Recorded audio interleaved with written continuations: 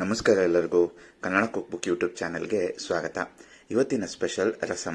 ನಾನು ಇಲ್ಲಿ ಹೇಳಿರೋ ವಿಧದಲ್ಲಿ ಹಾಗೂ ಪ್ರಮಾಣದಲ್ಲಿ ಮಾಡಿಕೊಂಡ್ರೆ ಈ ರಸಮನ್ನು ಗ್ಲಾಸ್ಗಳಲ್ಲಿ ಕುಡಿಯುವಷ್ಟು ರುಚಿಯಾಗಿರುತ್ತೆ ಈ ರೆಸಿಪಿ.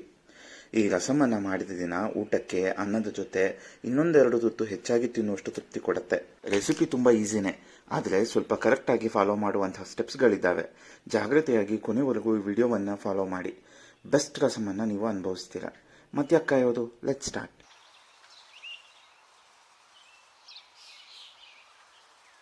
ಮೊದಲಿಗೆ 1/4 ಟೀ ಸ್ಪೂನ್ ಮೆಂತ್ಯ ಕಾಳು, 1 ಟೀ ಸ್ಪೂನ್ ಕಾಳು ಮೆಣಸು, 1 ಟೇಬಲ್ ಸ್ಪೂನ್ ಜೀರಿಗೆ, 4 ಒಣಮೆಣಸಿನಕಾಯಿ, 1 ಹಿಡಿ ಕಾಂಡದ ಸಮೇತ ಕೊತ್ತಂಬರಿ ಸೊಪ್ಪು, 1 ಹಿಡಿ ಕರಿಬೇವು, 2 ಹಿಡಿ ಬೆಳ್ಳುಳ್ಳಿಯನ್ನ ಒಂದು ಮಿಕ್ಸಿ ಜಾರಿಗೆ ಹಾಕಿ ಹೀಗೆ ತರಿತರಿಯಾಗಿ ರುಬ್ಬಿಟ್ಕೊಳ್ಳೋಣ. 3 ಮೀಡಿಯಂ ಗಾತ್ರದ ಟೊಮ್ಯಾಟೊ, 1 ನಿಂಬೆ ಹಣ್ಣಿನ ಗಾತ್ರದ ಹುಣಸೆ ಹಣ್ಣನ್ನ 5 ನಿಮಿಷ ಬೇಯಿಸಿಕೊಂಡು ಅದನ್ನ ಹೀಗೆ ಒಂದು ಬಟ್ಲನಲ್ಲಿ ಹಾಕೊಳ್ಬೇಕು. ಅದರ ಜೊತೆ 1 ಟೇಬಲ್ ಸ್ಪೂನ್ ಉಪ್ಪು ಹಾಗೂ 1 ಟೇಬಲ್ ಸ್ಪೂನ್ ಬೆಲ್ಲವನ್ನ ಸೇರಿಸಿ ಎಲ್ಲವನ್ನ ಪೂರ್ತಿಯಾಗಿ ಮ್ಯಾಶ್ ಮಾಡಿ ಇಟ್ಕೊಳ್ಳೋಣ. ಈ ರಸಮನ್ನ ಮಾಡ್ಕೊಳ್ಳೋದಕ್ಕೆ ಬೇಕಾಗಿರುವ ಸಾಮಗ್ರಿಗಳು: 2 ಟೇಬಲ್ ಸ್ಪೂನ್ ಅಡುಗೆ ಎಣ್ಣೆ, 2 ಒಣಮೆಣಸಿನಕಾಯಿ, ಅರ್ಧ ಹಿಡಿ ಕರಿಬೇವು, 1/4 ಟೀ ಸ್ಪೂನ್ ಹಿಂಗು, 1/4 ಟೀ ಸ್ಪೂನ್ ಅರಿಶಿನ, ಅರ್ಧ ಹಿಡಿ ಕೊತ್ತಂಬರಿ ಸೊಪ್ಪು, ಬೇಯಿಸಿ ಮ್ಯಾಶ್ ಮಾಡಿಟ್ಕೊಂಡ ಟೊಮ್ಯಾಟೊ ಹಾಗೂ ಹುಣಸೆ ಹಣ್ಣು, ರುಬ್ಬಿಟ್ಟುಕೊಂಡ ಮಿಶ್ರಣ.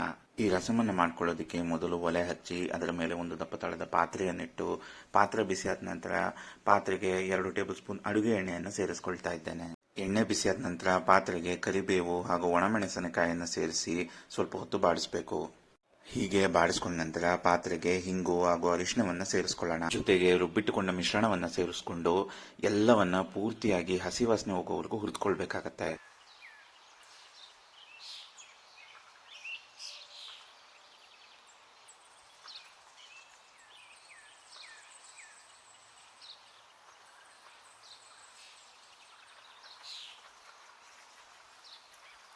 ಹೀಗೆ ಎಲ್ಲವನ್ನು ಪೂರ್ತಿಯಾಗಿ ಹುರಿದುಕೊಂಡ ನಂತರ ಪಾತ್ರೆಗೆ ಮ್ಯಾಶ್ ಮಾಡಿಟ್ಟುಕೊಂಡ ಟೊಮ್ಯಾಟೊ ಹಾಗೂ ಹುಣಸೆ ಹಣ್ಣಿನ ರಸವನ್ನು ಸೇರಿಸಿಕೊಂಡು ಬೇಕಾದ ಹದಕ್ಕೆ ನೀರನ್ನು ಸೇರಿಸಿಕೊಂಡು ಕಲಿಸ್ಕೊಳ್ಳೋಣ. ಹೀಗೆ ಕಲಿಸ್ಕೊಂಡ ನಂತರ ಇದರ ರುಚಿಯನ್ನು ನೋಡಬೇಕು.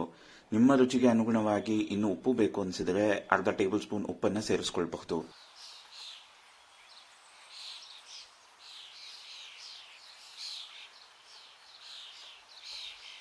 ಹೀಗೆ ಎಲ್ಲವನ್ನ ಸೇರಿಸಿ ಪೂರ್ತಿಯಾಗಿ ಕಲಿಸ್ಕೊಂಡು ಕೊನೆಯಲ್ಲಿ ಮೇಲ್ಗಡೆ ಕೊತ್ತಂಬರಿ ಸೊಪ್ಪನ್ನು ಸೇರಿಸ್ಕೊಂಡು ಒಂದು ಕುದಿಯನ್ನು ತೆಗೆದುಕೊಂಡ್ರೆ ರುಚಿಯಾದ ರಸಂ ಅನ್ನದ ಜೊತೆ ಅಥವಾ ಹಾಗೆ ಕುಡಿಯೋದಕ್ಕೆ ರೆಡಿ ಆಗತ್ತೆ.